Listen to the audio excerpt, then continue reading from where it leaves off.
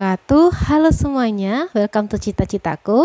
Video kali ini kita masih bahas terkait rekrutmen bersama BUMN 2023. Nah, video ini khusus membahas solusi-solusi yang saya dapatkan dari kendala-kendala yang teman-teman hadapi selama melakukan registrasi sampai melamar posisi di BUMN ini. Di sini saya dapatkan dari FAQ, saya dapatkan dari IG-nya, saya dapatkan infonya dari helpdesk ya. Jadi saya tanya ke helpdesk dan dibalas. Jadi saya akan informasikan semuanya kepada teman-teman di video ini.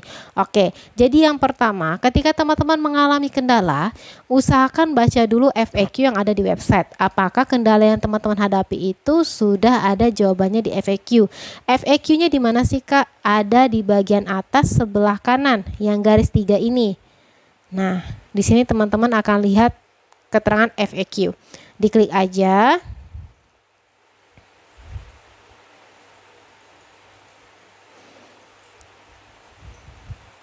Nah, di sini banyak sekali pertanyaan yang bisa teman-teman dapatkan jika pertanyaannya sudah tertera ya.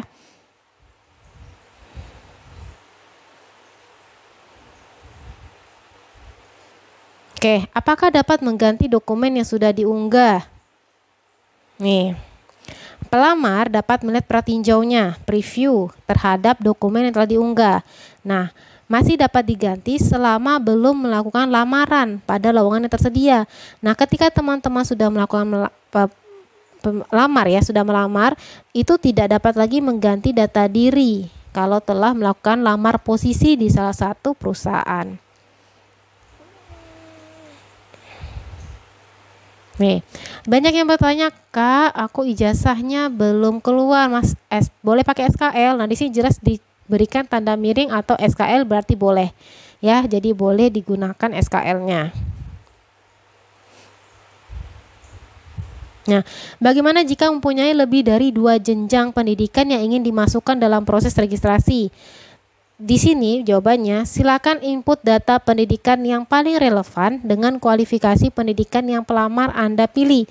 Form registrasi hanya memfasilitasi maksimal 2 jenjang pendidikan yang dibutuhkan sebagai persyaratan pendaftaran. Jadi misalnya nih teman-teman, mungkin kasusnya S2 ya, teman-teman S2 terus mau lamar S1. Nah, boleh teman-teman masukkan jenjang S1 dan jenjang S2 itu data pendidikannya di bagian pendidikan ya, di input data pendidikan.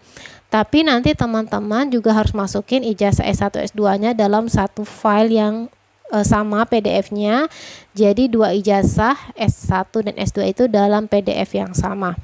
Nah, kemudian teman-teman nggak bisa masukin jenjang SMA karena yang diberikan hanya memfasilitasi maksimal 2 jenjang. Jadi kalau misalnya teman-teman mau lamar SMA, teman-teman lulusan S1 tetap bisa. Jadi masukkan ijazah SMA, masukkan ijazah S1. Tapi teman-teman nanti ngelamar di SMA tidak masalah. Oke, kemudian kita bisa lihat lagi sampai terus ya. Nah, kalau D4 boleh lamar S1, boleh-boleh saja. Nah, apakah pelamar dengan ijazah D3, D4, S1, S2 boleh melamar pada lowongan dengan jenjang pendidikan SMA? Boleh. Untuk persyaratan lowongan dengan jenjang pendidikan SMA, maka pelamar cukup melampirkan ijazah SMA. Ini sudah diberitahu. Jadi, ternyata kalau teman-teman nih sudah sampai S2, terus pengen ngambil yang lowongan SMA karena lebih tertarik dengan posisinya. Jadi teman-teman nggak perlu upload ijazah S1, upload ijazah S2, tidak perlu, cukup lampirkan ijazah SMA. Begitu pula teman-teman yang S1 pengen daftar di SMA, sudah ijazah S1-nya jangan dimasukin, cukup pakai ijazah SMA. Ini sudah dijawab ternyata di pertanyaan yang di bawahnya ya. Nah, setelah upload ulang dokumen upload tidak muncul, sehingga aku sudah upload kok nggak bisa di save atau kok aku nggak bisa upload dokumen. Nah, jadi di sini yang pertama refresh halamannya, ganti browser. Misalnya teman-teman awalnya pakai Chrome, ganti browser bawaan, atau ganti ke Mozilla, atau ganti ke Opera Mini. Pokoknya kita coba, atau UC browser, coba browser lainnya. Menggunakan halaman incognito. Nah, incognito itu biasanya kalau di Google Chrome ya ada tuh incognito, pakai coba halaman tersebut. Melakukan logout dan login. Jadi logout dulu kemudian login lagi. Itu adalah cara dari website ini sudah menjawab pertanyaan apabila terjadi kendala, karena bisa jadi karena gangguan jaringan, perangkat atau browser. Biasanya jaringan tidak stabil. Kalau tips dari saya, selama saya mendaftar di berbagai pembukaan, baik itu LPDP, CPNS, BUMN, kemudian seperti mengikuti tes TOEFL, tes TPA yang secara online dan lain sebagainya, pendataan dapodik sekolah, itu lebih stabil ketika teman-teman menggunakan WiFi. Jadi itu adalah pengalaman saya, menggunakan WiFi itu lebih stabil dibandingkan paket data. Tidak tahu teman-teman yang lain. Jadi karena selama ini saya menggunakan WiFi, tidak ada masalah. Jadi ketika teman-teman lain tidak bisa login atau terkendala isi daftar riwayat hidup, saya lancar-lancar saja karena memang saya menggunakan WiFi dan mungkin juga browsernya mendukung seperti itu. Oke. Nah, ini ada yang nanya juga, Kak, aku salah pilih perusahaan, misalnya aku mau ganti bisa nggak? Nah, apabila pelamar telah melamar pada suatu posisi dan hanya dibolehkan satu di batch ini, maka tidak dapat melakukan perubahan data diri, tidak bisa merubah tanggal lahir, tidak bisa merubah alamat, tidak bisa lagi ubah pendidikan, dan tidak bisa dibatalkan, ya.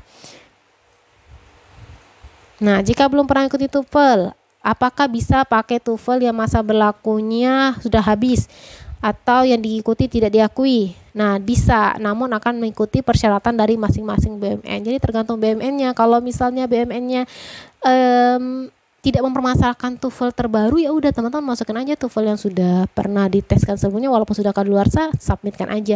Tapi TOEFL tidak wajib kok, kalau dikosongkan juga nggak apa-apa, kecuali beberapa perusahaan yang memang ada keterangan ada sertifikat bahasa Inggris.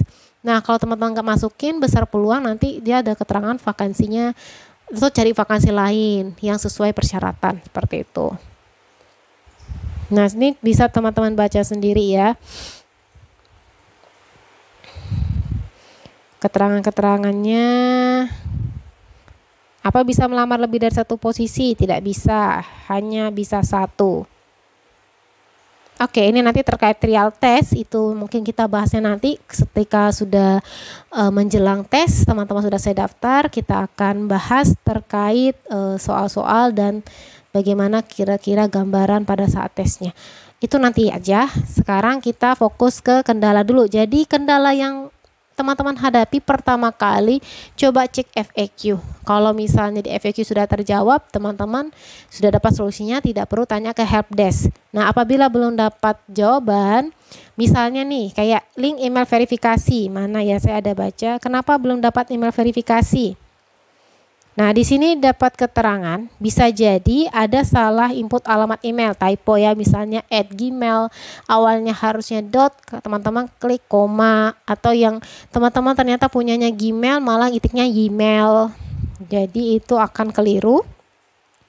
Kemudian kalau tidak ada, cek di bagian seluruh folder email seperti promotion, sosial, inbox, junk, spam, all email, dicek semuanya. Pastikan dia bukan mark as not spam, jadi pastikan dia bukan spam. Kemudian pastikan, jadi kita cek di spam ya, terus kalau misalnya masuk di spam kita klik mark as not spam. Nah, di sini pastikan maksimum pengiriman email adalah 1 kali 24 jam setelah mendaftar. Kalau misalnya belum masuk 1 kali 24 jam, bisa lakukan registrasi ulang, bisa juga hubungi helpdesk-nya. Jika mengalami kendala yang sama, silakan hubungi helpdesk. Ini info yang dari FAQ. Nanti saya akan lihatkan info terbaru ketika saya tanyakan ke helpdesk terkait link verifikasi ini. Oke, jadi yang pertama, teman-teman cek FAQ website. Ada tidak solusi dari kendala yang teman-teman hadapi pada FAQ tersebut. Nah, yang kedua, apa yang bisa teman-teman lakukan ketika misalnya teman-teman mungkin chat helpdesk belum dibalas? Yang bisa teman-teman lakukan adalah kepoin IG FHCI BUMN.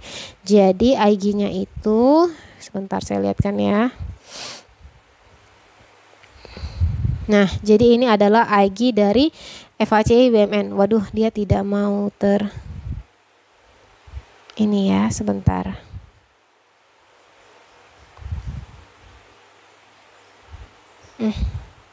Udah, dia tampilannya jadinya seperti ini. Teman-teman bisa lihat ini IG resminya FHCI BUMN. Ini sudah H-3 menjelang pendaftaran. Ya, ada yang harus dipastikan poin-poin berikut. Jika menggunakan HP atau mobile, kamu tidak dapat mengisi atau mengunggah dokumen persyaratan karena menu upload tidak tampil pada layar HP atau mobile yang kamu gunakan. Jadi tampilannya itu tidak semuanya mobile friendly, tidak semuanya bisa dilihat dengan mobile.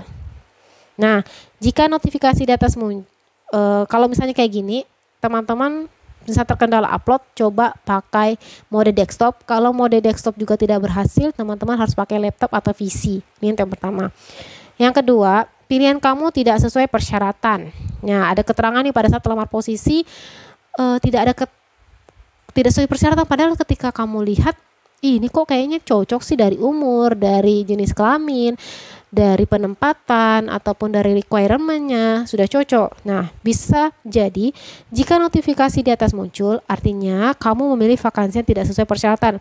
Adapun data yang harus kamu perhatikan agar tidak mendapat notifikasi di atas yaitu usia, jenis kelamin, jurusan, jenjang pendidikan, syarat sudah atau belum menikah. Jadi kalau misalnya dia belum menikah, kamu tulis sudah menikah, pasti dia akan gagal. Ada juga mungkin dia minta pengalaman minimal 1 tahun, minimal 2 tahun, minimal 3 tahun. Kamu input data pengalaman tidak sesuai dengan syarat. Misalnya kamu punya pengalaman, tapi baru 1 tahun, yang diminta 2 tahun. Nah, langsung tidak menjadi syarat. Jadi perhatikan dengan detail setiap persyaratan yang ada di perusahaan yang ingin kamu lamar. Jangan login pakai akun lama. Nah, untuk yang pernah daftar di batch sebelumnya, registrasi pakai akun baru.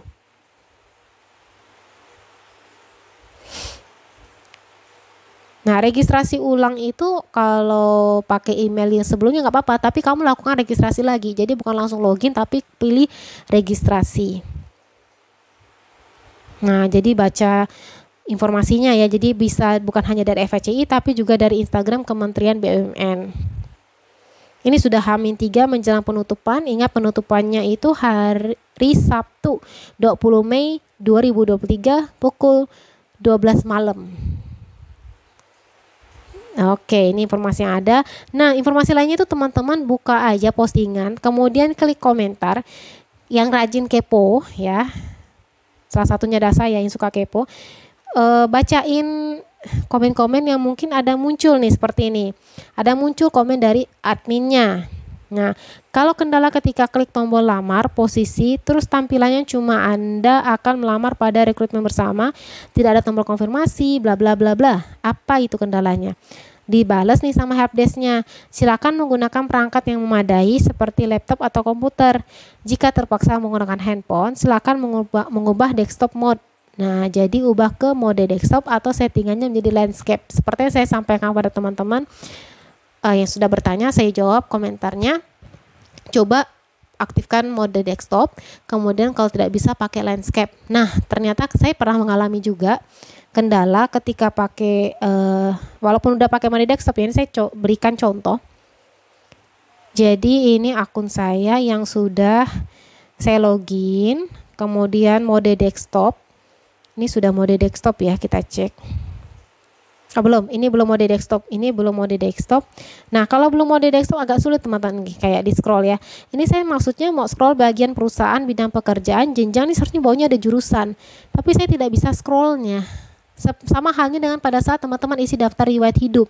Teman-teman nggak bisa scroll ke bawah seperti dokumen untuk yang diupload. Nah, agak sulit. Ternyata ketika kita sudah paling bawah, ininya sudah paling bawah, baru dia ikut naik. Biasa itu adalah settingan tampilan website yang memang kurang mendukung untuk tampilan di mobile.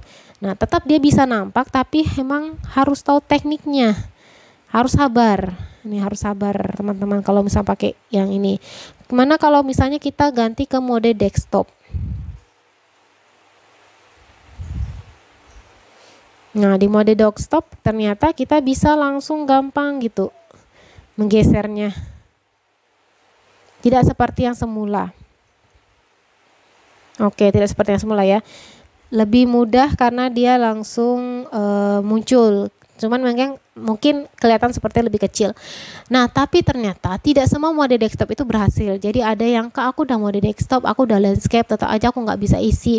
Nah, bisa jadi dia lagi crash ataupun dia lagi error, entah dari browsernya, entah dari jaringannya kurang stabil, atau dari websitenya lagi error.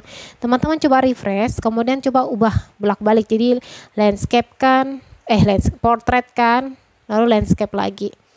Apakah berhasil atau tidak?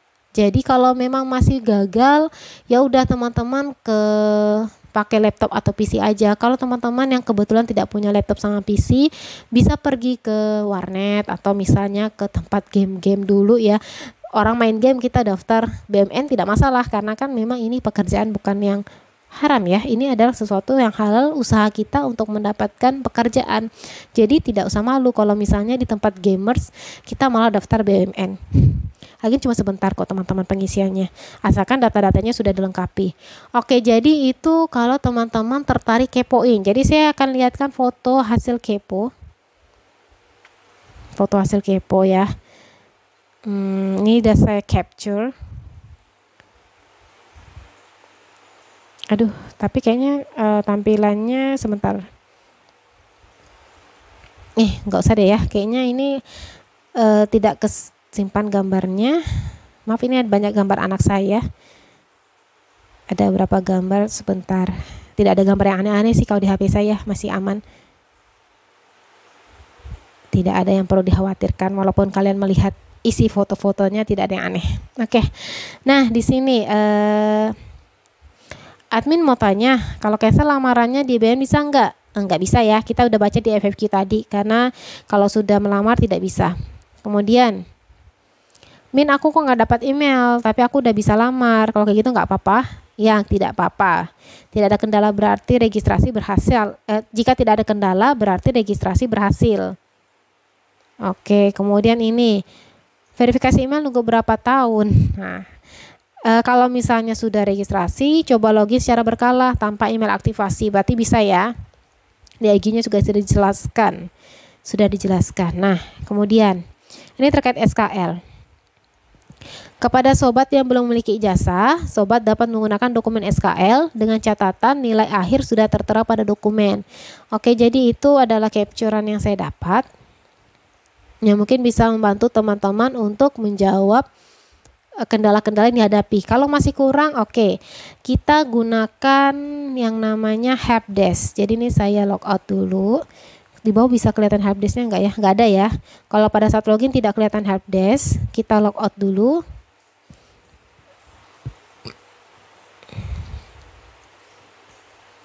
Setelah logout, teman-teman browsing, scroll sampai ke bawah. Nah, di bagian hubungi kami.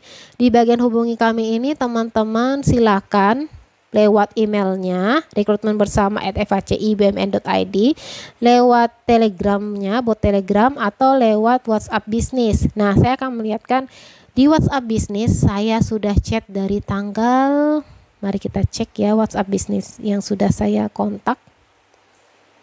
Saya sudah kontak ke WhatsApp bisnisnya itu tanggal ini. Nah, saya sudah ke WhatsApp bisnisnya itu hari Senin. Ya, Senin. Sampai saat ini belum ada balasan. Jadi, zong. WhatsApp bisnisnya no respon. Kemudian saya coba ke bot Telegram. Jadi, maaf ya ini bolak-balik landscape dan sebagainya. Silakan buka Telegram, bot Telegramnya. Oke, saya pakai ke Telegramnya, kita lihat. Nah, ada balasan. Jadi saya sudah chat tanggal 15 Mei. Saya juga kayak, wah cepat juga dibalas ya. Jadi saya chat itu jam 5, dibalas jam 9 pagi di hari yang sama. Dan saya sempat tidak buka Telegram selama seharian ya. Saya baru cek ini tanggal 16, ternyata ada balasan. Nah, tanggal 15 itu saya tanya, untuk tingkat SMA yang dipakai NIS atau NISN, karena ada juga nanyakan. Saya juga sempat takut salah ya, saya bilang tanya aja ke helpdesk. Nah, jadi saya coba tanya juga. Nah, ternyata jawabannya yang dipakai itu NISN, nomor induk siswa nasional. Jadi yang dipakai itu nomor induk siswa yang nasionalnya, bukan nomor induk siswa yang dari sekolah aja, tapi yang dari nasional, NISN. Oke. Itu apabila teman-teman mempertanyakan hal ini, jawabannya adalah NISN. Kemudian saya tanyakan berapa banyak nih saya tanya. Ada nanya nama kota tidak ada di pilihan, bagaimana solusinya? Input transkrip nilai untuk lulusan SMA, apakah bisa pakai SKL? Jadi, oke, saya jawab ya. Nomor 1, nama kota tidak ada di pilihan, bagaimana solusinya? Jawabannya, silakan memilih nama kota yang terdekat dengan kota Anda saat ini. Teman-teman bisa screenshot ini, karena ini memang asli dari bot panitia rekrutmen. Ini nomor resminya, jadi apabila nanti ada kendala ke depannya, teman-teman sudah punya bukti, ini loh jawaban dari admin panitianya, begitu. Jadi memilih nama kota yang terdekat dengan kota Anda saat ini. Jadi misalnya nih, saya dari kota Pontianak, saya dari Kabupaten Kuburaya. Kemudian di Kabupaten Kuburaya itu tidak muncul di pilihan. Nah, Kuburaya itu dekat dengan Pontianak. Jadi kalau misalnya saya pilih, udah saya pilih kota Pontianaknya. Apabila Kabupaten Kuburaya tidak ada di pilihan dan tidak ada tulisan pilihan lainnya. Jadi teman-teman cari yang nama kota terdekat. Sekarang, input transkrip nilai untuk lulusan SMA yang baru saja lulus, apakah bisa pakai SKL? Nah, jadi kan kalau beda ya dengan mahasiswa S1. Kalau S1, S2. S1, S2 itu punya SKL, biasa kita bisa minta juga transkrip nilai yang dari semester 1 sampai semester 8 dilegalisir sama pihak akademik atau pihak kampus. Bisa minta ke bagian akademik untuk urusan pendaftaran kerja atau lamar kerja. Nah, beda halnya dengan SMA. SMA itu biasanya cuma dikasih SKL. Nah, SKL itu kalau ada rincian nilai, itu bisa teman-teman pakai sekalian untuk transkrip. Jadi di unggahan ijazah pakai SKL, di unggahan transkrip juga pakai SKL. Itu sesuai dengan jawaban dari panitianya. Jika tidak memiliki ijazah, maka dapat input surat keterangan lulus. Jika pada SKL terdapat transkrip nilai, maka transkrip nilai SKL yang diinput di bagian transkrip nilai. Seperti itu. Jadi misalnya transkrip nilainya di bagian belakang, berarti teman-teman di PDF kan yang bagian belakangnya aja untuk transkrip nilai. Oke. Kemudian, untuk lulusan SMA, nilai mana yang diinput? Nilai ujian sekolah atau ujian nasional? Berhubung ada lulusan SMA yang masih ada ujian nasional, jadi nilainya ada ujian nasional, ada ujian sekolah. Nah, teman-teman mungkin yang baru saja lulus tidak akan pusing karena teman-teman yang baru lulus cuma ada nilai ujian sekolah. Tapi teman-teman tahun-tahun sebelumnya yang sempat ada ujian nasional, pasti di ijazahnya ada nilai ujian nasional, ada nilai ujian sekolah. Nilai mana yang kita gunakan? Jawaban dari panitia, nilai yang diinput adalah nilai rata-rata. Apabila teman-teman ujian nasionalnya 8, ujian sekolahnya 9 misalnya ya, jadi 8 tambah 9 17 ya, 17 bagi 2 berarti 8,5. Jadi yang teman-teman input adalah nilai 8,5-nya, seperti itu. Oke, nah, lanjut ya. Apabila nilai ujiannya 85,34, sedangkan skala nilai maksimal untuk lulusan SMA tertera 10 di website rekrutmen BUMN, apakah diubah nilai 85,34 jadi skala 10 menjadi 8,534? Jawabannya, nilainya menjadi 8,5. Jadi cukup satu angka di belakang koma. Jadi yang misalnya teman-teman nilainya 85, ya nilainya 85,3 ya. Terus teman-teman nanti lihat itu skala maksimalnya di web tertulis 10, berarti teman-teman ganti aja langsung 8,5. Seperti itu ya. Kemudian masih banyaknya yang belum dapat email aktivasi atau sudah dapat tapi tetap tidak bisa login. Solusinya gimana? Jawabannya, jika tidak menerima email aktivasi, sistem akan otomatis verifikasi akun 3 jam setelah melakukan registrasi, sehingga sudah bisa digunakan untuk pengisian data selanjutnya, tidak perlu menunggu email aktivasi. Nah, ini jadi baru saya tahu ternyata setelah chat dengan helpdesk, itu kita sudah otomatis setelah 3 jam sudah terverifikasi akunnya. Jadi teman-teman tidak usah galau nih mana sih emailnya, linknya nggak masuk-masuk, nggak bisa dong login. Login saja. Kalau teman-teman berhasil berarti teman-teman sudah terverifikasi akunnya. Tapi kalau misalnya masih email not valid, tandanya teman-teman perlu nunggu lagi. Andai kata sampai 1 kali 24 jam tidak ada kejelasan, teman-teman perlu chat helpdesk atau hubungi helpdesk-nya. Oke. Yang terakhir saya tanyakan, terkait pengisian data pendidikan juga sering dapat notifikasi gagal memperbarui data. Ini banyak sekali nanya ke saya, Kak, kok aku gagal save, kok aku nggak bisa isi. Oke, jawaban dari helpdesk-nya. Terkait pengisian data, kami sangat menyarankan untuk menggunakan komputer atau laptop agar proses pendaftaran berjalan optimal serta memudahkan pengisian data pada form registrasi. Jadi kalau terkendala pakai HP, cobalah pakai laptop. Jadi biar teman-teman lancar isinya. Nah, saya lihat nih, balasannya cepat. Jadi saya kesempatan nih dapat lagi komen di YouTube, pertanyaan saya tanya lagi. Nah, saya mau bertanya, apabila saya sudah S1, apakah bisa daftar SMA? Apabila bisa, perlu melampirkan ijazah S1 atau cukup SMA? Nah, ini ternyata saya belum baca FAQ-nya ya. Yang bagian tadi ternyata di FAQ-nya sudah ada keterangan boleh dan cukup ijazah SMA saja kalau mau daftar yang di SMA. Nah, terus ada nanya bagaimana dengan S1 yang ingin mendaftar di 3, apakah juga bisa? Kalau dari jawaban admin, kami informasikan bahwa Anda bisa melamar pada posisi tersebut. Jadi kalau misalnya mau lamar lulusan S1 mau lamar D3, ternyata jawaban admin bisa. Namun tetap disarankan mengikuti persyaratan yang dibutuhkan oleh BUMN. Nah, kan banyak nih. Dari saya sendiri bahkan memikirkan ternyata harusnya kan dari S1 dengan D3 itu kemungkinan tidak bisa. Karena beda ya, kalau S1 itu lebih kita banyaknya ke misalnya teori.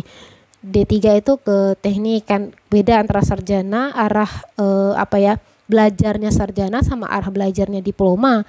Itu yang sudah diatur, di set sedemikian rupa begitu ya. Nah, jadi saya sempat mikir kayaknya jawabannya tidak bisa. Ternyata dari helpdesk jawabnya bisa. Jadi ketika teman-teman lulusan S1 mau daftar D3 ya coba aja daftar. Maka saya bilang coba saja daftar. Ketika tulisannya tidak bisa daftar atau cari vakansi lain, ya udah berarti memang tidak bisa. Yang penting kita coba dulu. Nah, masukin data, masukin daftar riwayat hidup sampai lengkap, sampai ke foto dan lain sebagainya. Coba klik lamar posisi di bagian D3. Kalau berhasil ya kita jalani lagi. Asalkan requirement lainnya terpenuhi, misalnya jenjang, misalnya usia, jenis kelamin, terus syarat-syaratnya yang lainnya terpenuhi, ya sudah, lanjut saja seperti itu.